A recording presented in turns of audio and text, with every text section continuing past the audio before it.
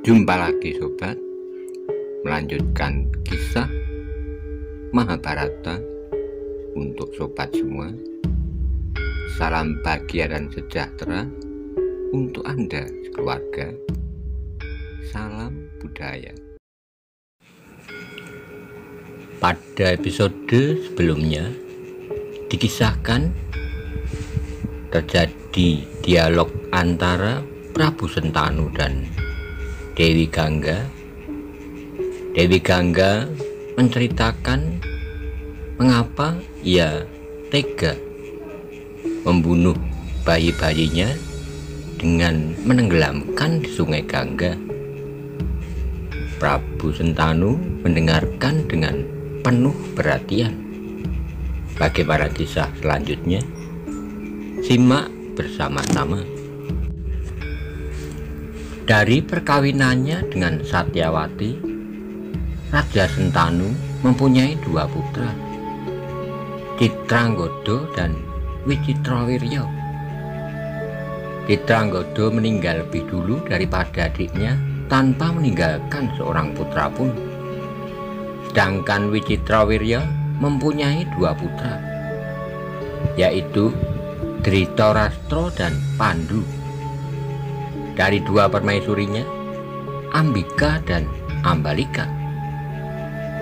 Dhritarashtra berputra 100 orang. Mereka dikenal sebagai Kaurawa. Pandu berputra 5 orang.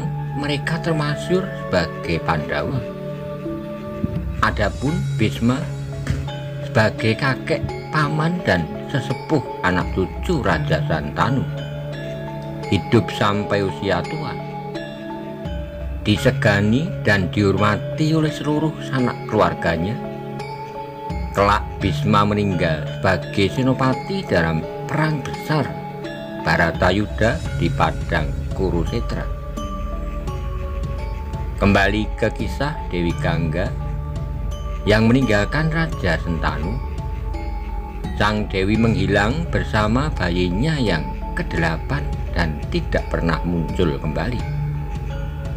Sejak itu sang raja meninggalkan kesenangan duniawi dan memerintah kerajaannya dengan lebih bijaksana serta didasari semangat kerohanian. Pada suatu hari, Raja Santanu berjalan-jalan di tepi sungai Gangga. Ia melamun mengenangkan saat-saat pertemuannya dengan Dewi Gangga. Sungguh kenangan yang sangat indah, namun meninggalkan kepedihan di hati.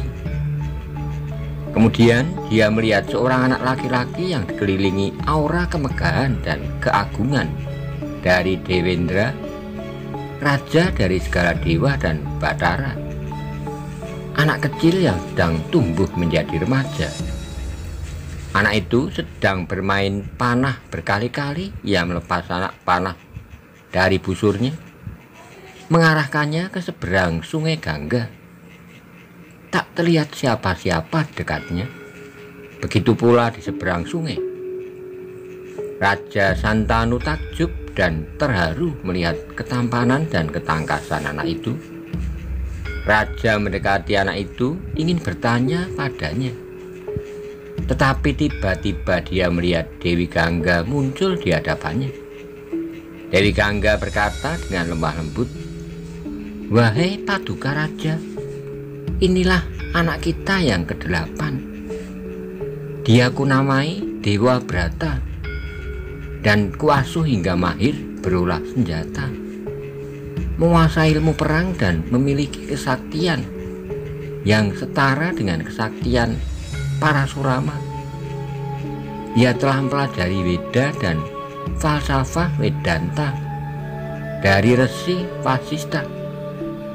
Kecuali itu ia juga menguasai kesenian, kebudayaan, dan ilmu gaib Sanjiwini yang dikuasai Sukra. Sambutlah anak ini, terimalah dan asuhlah dalam istanamu. Kelak dia akan menjadi ksatria besar, ahli siasat perang dan senopati." Dengan hati bahagia, Raja Santanu menyambut putranya dan membawanya ke istana. anak yang dikelilingi aura keagungan dan menunjukkan watak-watak satria sejati itu, dinobatkannya menjadi putra mahkota. Dewabrata diangkat sebagai Yuwa Raja atau putra mahkota yang bertugas mendampingi raja dalam memerintah. Dia pula yang akan mewarisi kerajaan ayahnya kelak setelah ayahnya mengundurkan diri dengan bijaksana. 4 tahun berlalu. Pada suatu hari, Raja Santanu berjalan-jalan di tepi sungai Yamuna. Tiba-tiba angin berembus dan terciumlah olehnya keharuman yang memenuhi udara. Raja mencari sumber keharuman yang suci itu dan melihat seorang gadis cantik jelita, secantik bidadari kayangan, duduk melamun di tepi sungai. Sejak Dewi Gangga meninggalkannya, Raja Sentanu selalu berusaha menahan hasrat dan hawa nafsunya dan berusaha hidup dengan sepenuhnya mengutamakan kebajikan. Tetapi kecantikan wajah dan keharuman tubuh gadis itu membuatnya lupakan tapa beratanya. Hatinya bergejolak dilanda cinta asmara yang meluap-luap.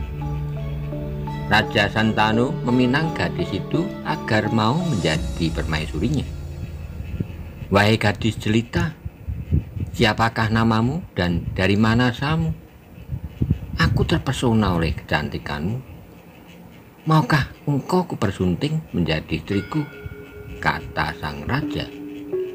Berkatalah sang Juwita, "Daulah tuanku, nama hamba Satyawati. Hamba seorang penangkap ikan. Ayah hamba kepala kampung nelayan di sini. Hamba persilahkan Paduka membicarakan permintaan itu dengan ayah hamba. Semoga dia menyetujuinya."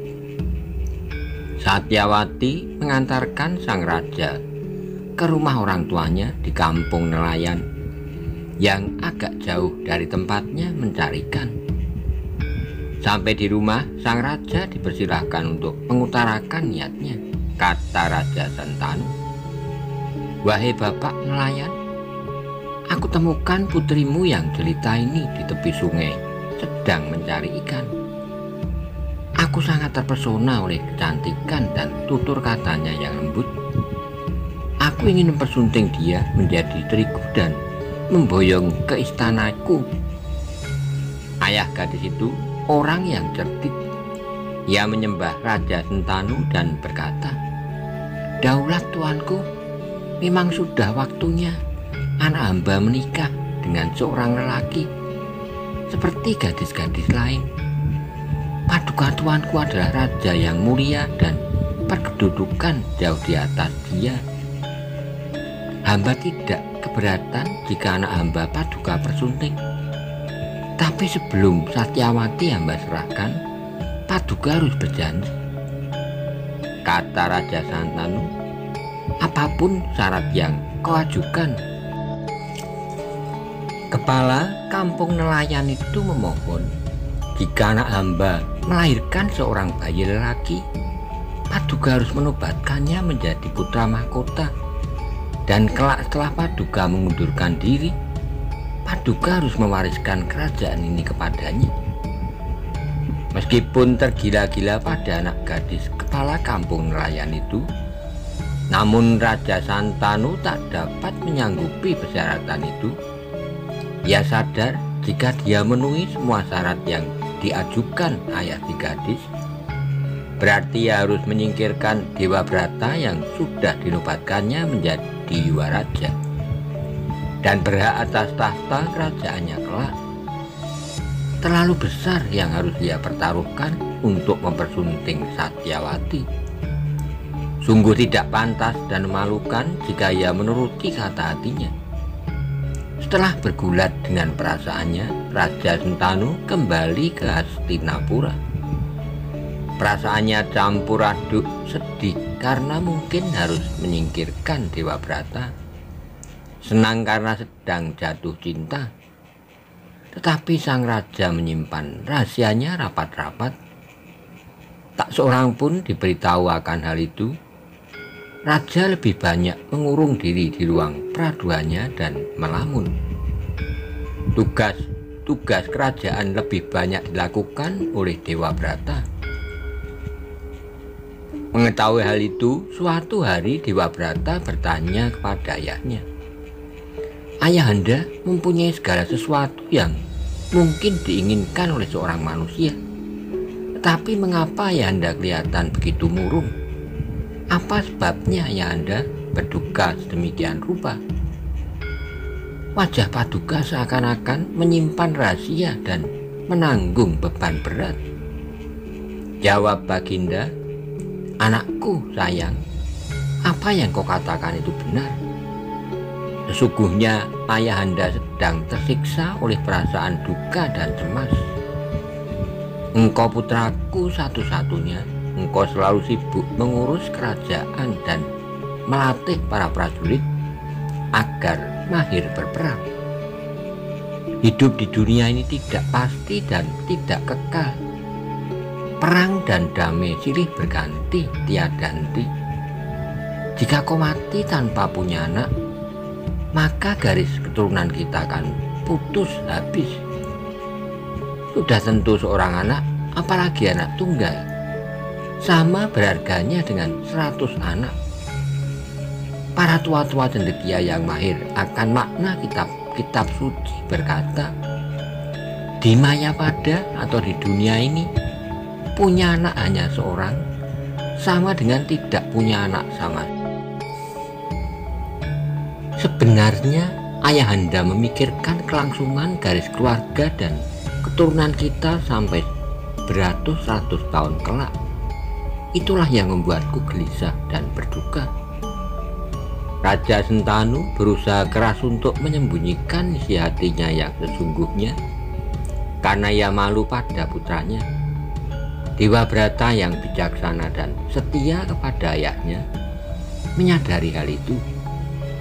Ia tidak mau mendesak agar ayahnya mengungkapkan hal-hal yang dirahasiakannya dan menyebabkannya berlaku seperti itu, selalu murung dan gelisah.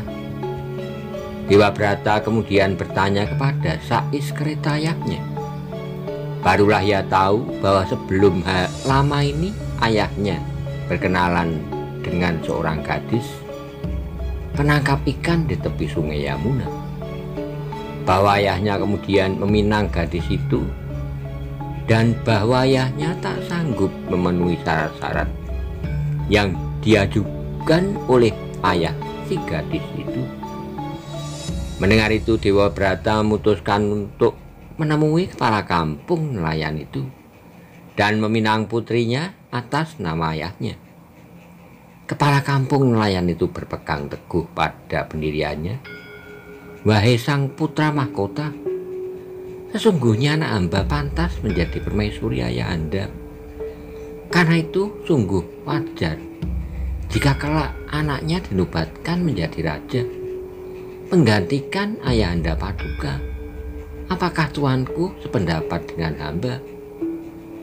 Hamba tahu Paduka telah dinobatkan menjadi Yuwa Raja dan dengan sendirinya kelak akan menggantikan beliau. Demi anak hamba, jangan sampai hal itu terjadi. Baiklah, ingat baik-baik kata-kataku ini. Jika anakmu melahirkan seorang anak lelaki, anak itu kelak akan dinobatkan menjadi raja.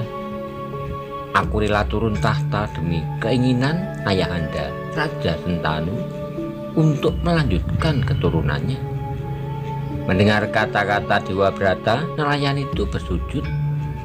Wahai putra mahkota yang paling bijaksana di antara semua keturunan Barata, apa yang Tuan lakukan sungguh berani dan belum pernah dilakukan orang sebelumnya. Tuanku seorang pahlawan besar. Silakan tuanku membawa anak hamba untuk dipersembahkan kepada ayahanda Paduka. Hamba yakin tuanku pasti akan memenuhi janji. Tapi apa yang dapat hamba pakai sebagai pegangan yang menguatkan harapan hamba? Bagaimana putra-putra yang lahir sebagai keturunan tuanku akan rela menyerahkan hak-hak mereka sebagai ahli waris kerajaan. Putra-putra tuanku pasti akan menjadi pahlawan-pahlawan besar seperti tuanku sendiri. Tuanku pasti sulit menjelaskannya kepada mereka. Pasti sulit menghalangi keinginan mereka untuk kembali memiliki kerajaan, entah dengan kekerasan atau secara baik-baik. Inilah keraguan hati hamba yang selalu membuat hamba cemas. Mendengar pertanyaan yang sangat sulit dijawab itu, Dewa Brata dengan penuh niat suci memutuskan untuk melepaskan diri dari segala sesuatu yang bersifat duniawi demi ayahnya. Kemudian ia bersumpah di hadapan ayah si gadis penangkap ikan. Aku berjanji tidak akan kawin, dengan demikian aku tak akan pernah punya anak. Seluruh hidupku akan kupersembahkan untuk berbakti pada rakyat dan kerajaan dan untuk kesucian. Ketika Dewa Brata mengucapkan sumpah sucinya, berguguranlah kembang-kembang harum suci menaburi kepalanya, sementara di angkasa bergema suara merdu, "Bisma, Bisma, Bisma." Kata Bisma menyatakan bahwa seseorang telah mengucapkan sumpah yang berat dan suci dan berjanji akan benar-benar melaksanakannya. Dewa Brata memenuhi syarat-syarat itu. Sejak itu Dewa Brata melepas gelar Yuwaraja dan tidak lagi berkedudukan sebagai putra mahkota. Kemudian dia digelari dengan nama Bisma sebagai penghormatan akan kesetiaannya kepada ayahnya dan keteguhan hatinya yang suci. Demikianlah Dewa Brata putra Dewi Gangga memboyong Satyawati ke Hastinapura untuk diserahkan kepada ayahnya Baginda Raja Santanu. Dari perkawinannya dengan Satyawati, Raja Santanu mempunyai dua putra, Citranggada dan Wicitrawirya. Citranggada meninggal lebih dulu daripada adiknya tanpa meninggalkan seorang putra pun. Sedangkan Wicitrawirya mempunyai dua putra, yaitu Dristarastra dan Pandu. Dari dua permaisurinya, Ambika dan Ambalika. Dristarastra berputra 100 orang. Mereka dikenal sebagai Kaurawa. Pandu berputra 5 orang, mereka termasuk sebagai Pandawa. Adapun Bisma sebagai kakek, paman dan sesepuh anak cucu Raja Sentanu, hidup sampai usia tua, disegani dan dihormati oleh seluruh sanak keluarganya. Kelak Bisma meninggal sebagai senopati dalam perang besar Baratayuda di Padang Kurukshetra.